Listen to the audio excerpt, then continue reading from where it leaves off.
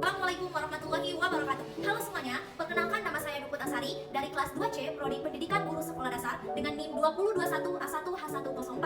Jadi, di sini saya akan mempresentasikan tentang makalah saya yang berjudul Esensi dan Urgensi Identitas Nasional sebagai salah satu determinan pembangunan bangsa dan karakter. Konsep identitas nasional berasal dari dua kata, yaitu identitas dan nasional. Nah, identitas ini dalam KBBI berarti ciri-ciri atau keadaan khusus seseorang atau jati diri.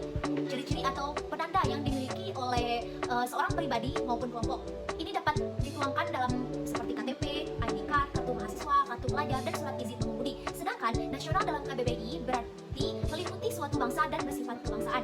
Dalam konteks pendidikan kewarganegaraan, identitas nasional merupakan ciri-ciri atau karakteristik, perasaan atau keyakinan yang dimiliki oleh kebangsaan yang membedakan bangsa Indonesia dengan bangsa lain.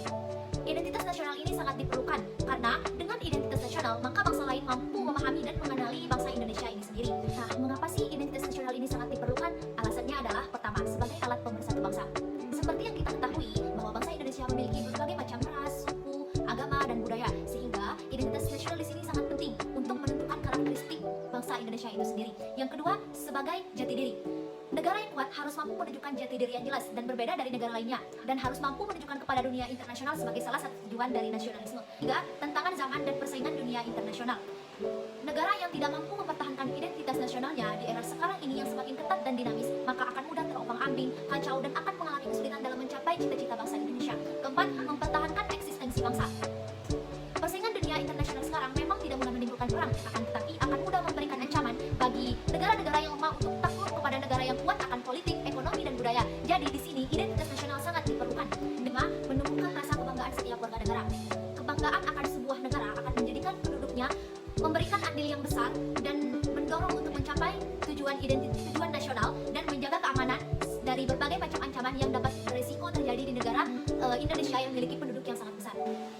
Selanjutnya, menggali sumber historis, sosiologis, dan politik tentang identitas nasional. Pertama, secara historis, khususnya pada tahap embrionik, identitas nasional mulai muncul ketika bangsa Indonesia dijajah oleh bangsa asing pada tahun 1908 yang dinamakan sebagai masa kebangkitan nasional. Pada masa ini, bangsa Indonesia tersadar akan jati diri mereka sebagai warga yang sedang dijajah. Oleh karena itu, mulai muncul rasa kesadaran untuk bangkit dan membentuk suatu bangsa. Kesadaran ini juga terpengaruhi oleh dunia pendidikan yang diterima melalui politik etis. Dengan kata lain, pendidikan sangatlah penting untuk membentuk kebudayaan dan kesadaran bangsa Indonesia. Setelah menjalani kehidupan berbangsa dan bernegara, baru ditentukanlah apa saja yang akan menjadi identitas nasional. Dan setelah melalui berbagai upaya yang keras dan perjuangan, sehingga Pancasila diterima sebagai dasar negara Indonesia. Secara sosiologis, identitas nasional telah terbentuk melalui interaksi, komunikasi, dan persinggungan budaya secara alamiah, baik melalui perjalanan Indonesia menuju merdeka maupun melalui pembentukan intensif pasca kemerdekaan. Identitas nasional pasca kemerdekaan ini dilakukan secara terencana oleh pemerintah atau organisasi kemasyarakatan melalui berbagai kegiatan seperti upacara kenegaraan dan lembaga pendidikan dalam pendidikan formal maupun non-formal. Dalam kegiatan tersebut terjadi interaksi antar budaya, antar etnis, antar golongan, antar bahasa secara terus-menerus dan kemudian berafiliasi dan memperkokoh NKRI. Secara politis, bentuk identitas nasional yang menjadi ciri atau penanda bagi bangsa Indonesia meliputi: pertama, bendera merah putih; kedua, bahasa Indonesia sebagai bahasa nasional atau bahasa negara; ketiga, lagu kebangsaan Indonesia Raya; dan keempat, lambang Garuda Pancasila.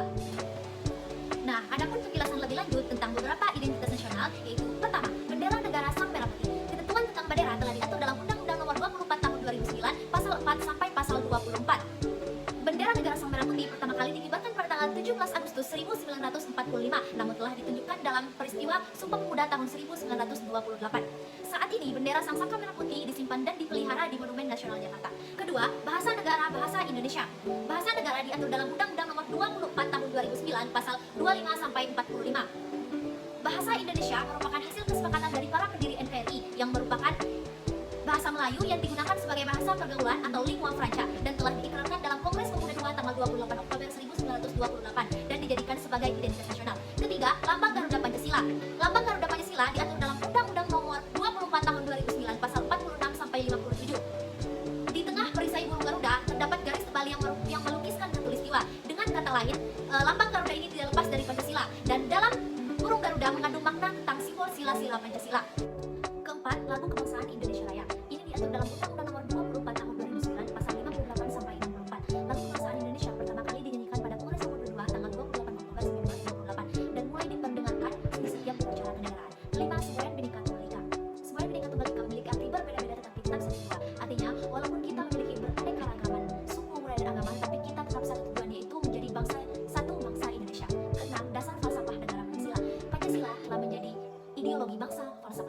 dan pandangan hidup oleh bangsa itu sendiri.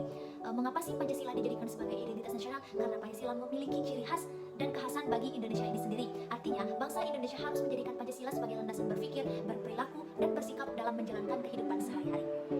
Beralih ke pembahasan selanjutnya, yaitu tentang tantangan dalam identitas nasional, seperti tantangan yang sering kita temui dalam kehidupan sehari-hari. Seperti pertama, lunturnya nilai-nilai budaya dan kehidupan berbangsa dan bernegara, seperti rendahnya semangat gotong royong, kepatuhan hukum, kepatuhan mengenai pajak, dan lain-lain. Kedua, Pancasila belum dijadikan sebagai acuan dalam bersikap dalam kehidupan sehari-hari, seperti sering menyontek, plagiatisme, rasa malas, buang sampah sembarangan, dan lain-lain. Ketiga, rasa nasionalisme dan patriotisme yang ada. Keempat, lebih bangga menggunakan bendera asing daripada bendera merah putih. Dan yang terakhir adalah lebih bangga menggunakan bahasa asing daripada bahasa sendiri, dan mencintai lagu-lagu asing daripada lagu Indonesia sendiri. Dari tantangan dan masalah tentang Pancasila yang sering kita temukan dalam kehidupan sehari-hari ini, telah banyak mendapat tanggapan dari sejumlah pakar. Contohnya Adi Mardi Asratila 2007 menyatakan bahwa Pancasila sulit dan dimarginalkan dalam kehidupan masyarakat karena pertama, Pancasila dijadikan sebagai kendaraan berpolitik, kedua, adanya liberalisme politik, dan ketiga, lahirnya desentralisasi atau otonomi daerah. Menurut Tila 2007 menyatakan bahwa Pancasila telah terpengaruh oleh masa Orde Baru yang dimana dijadikan sebagai kendaraan politik untuk mempertahankan kekuasaan yang ada. Nah, upaya kita untuk mempertahankan nilai-nilai Pancasila adalah dengan cara mengamalkan nilai-nilai Pancasila dalam kehidupan berbangsa dan negara, dan mempertahankan nilai-nilai luhur yang kita jadikan pegangan dalam berbangsa dan bernegara. Dan juga kita sebagai bangsa Indonesia harus mampu mencetak prestasi yang lebih unggul daripada bangsa asing, dan bangga menggunakan produk sendiri atau produk lokal. Intinya, kita sebagai bangsa Indonesia harus memiliki etos kerja yang tinggi, rajin, tekun, ulet, dan jangan bermalas-malasan. Semua nilai-nilai tersebut tercakup dalam Pancasila, sehingga pada akhirnya apapun masalah akan dapat terselesaikan apabila kita sebagai bangsa Indonesia mengamalkan Pancasila dalam kehidupan sehari-hari. Sekian, mungkin hanya ini saja yang dapat saya sampaikan. Kurang lebihnya saya mohon maaf. Wabillahi taufiq wal hidayah. Wassalamualaikum warahmatullahi wabarakatuh.